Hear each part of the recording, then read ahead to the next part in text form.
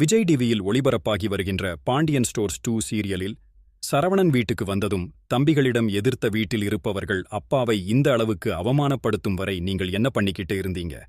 நீங்க எதுவும் பேசி சண்டை போடலையா என்று கேட்கிறாரு. அதற்கு அவர்கள் சொன்ன விஷயத்துக்கு திருப்பி பதில் அளிக்கும் விதமாக நம்மிடம் எதுவும் இல்லை என்ற கொண்ட ராஜி நமக்கு தெரியாம எடுத்த டியூஷன் விவாகரம்தான் பெரிய அளவில் அப்பாவுக்கு பாதிப்பை ஏற்படுத்துகிறது.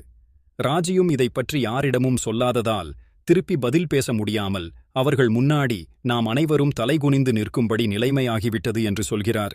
உடனே வழக்கம் போல் செந்தில் மற்றும் கதிர் இதுக்கெல்லாம் காரணம் ராஜி மீனாதான் என்பதற்கு ஏற்ப பேசிவிடுகிறார்கள்.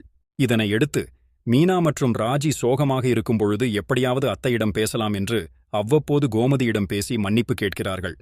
ஆனால் கோமதி, நீங்கள் என்ன சொன்னாலும் நான் மன்னிக்கிறதா இல்லை. ஏனென்றால் நான் உங்களை அந்த அளவிற்கு நம்பியிருந்தேன். என்னிடம் கூட ஒரு வார்த்தை சொல்லாமல் என்னையும் ஏமாற்றி நீங்கள்